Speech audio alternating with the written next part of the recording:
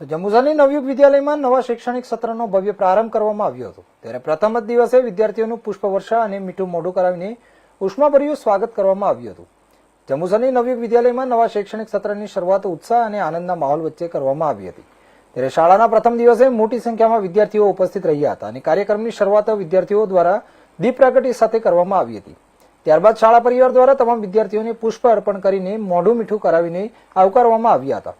આ શૈક્ષણિક કાર્યનો પ્રારંભ ઇતની શક્તિ હમે દેના દાતાની પ્રાર્થના સાથે કરવામાં આવી હતી, જેના કારણે સમગ્ર વાતાવરણ ભક્તિમય અને પ્રેરણાદાયી બન્યું હતું।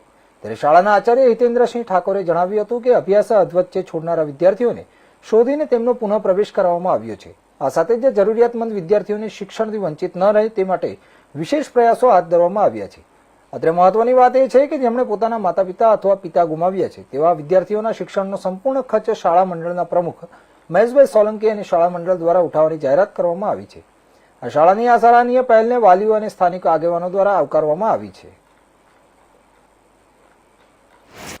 હું હિતેન્દ્રસિંહ ઠાકોર, આચાર્ય નવયુગ વિદ્યાલય જંબુસર, આજરોજ સત્રના પ્રથમ દિવસે શાળામાં આવનાર વિદ્યાર્થીઓ દ્વારા દીપ પ્રાગટ્ય થયું। તદુપરાંત શાળા પરિવારે તમામ વિદ્યાર્થીઓને પુષ્પગુચ્છ આપીને સ્વાગત કર્યું।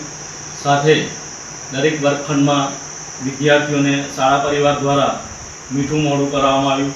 આજરોજ ખૂબ મોટી સંખ્યામાં શાળાના વિદ્યાર્થીઓ ઉત્સાહપૂર્વક ઉપસ્થિત રહ્યા હતા અને આજથી જ શાળાનું શૈક્ષણિક કાર્ય શરૂ થઈ ગયું છે।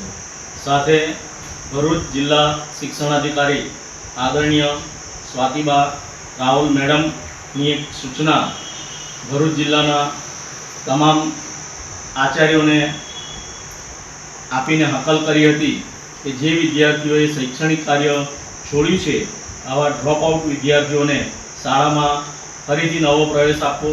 મારા શિક્ષક મિત્રોએ ગામે ગામ ને જુદા જુદા વિસ્તારોમાં જઈને આવા વિદ્યાર્થીઓને શોધીને શાળામાં પ્રવેશ આપવામાં આવ્યો છે તથા જે વિદ્યાર્થીઓના માતા પિતા કે પિતા નથી આવા વિદ્યાર્થીઓનો તમામ ખર્ચ શાળા મંડળના પ્રમુખ શ્રી મહેશભાઈ સોલંકી સાહેબ અને શાળા પરિવાર ઉઠાવશે।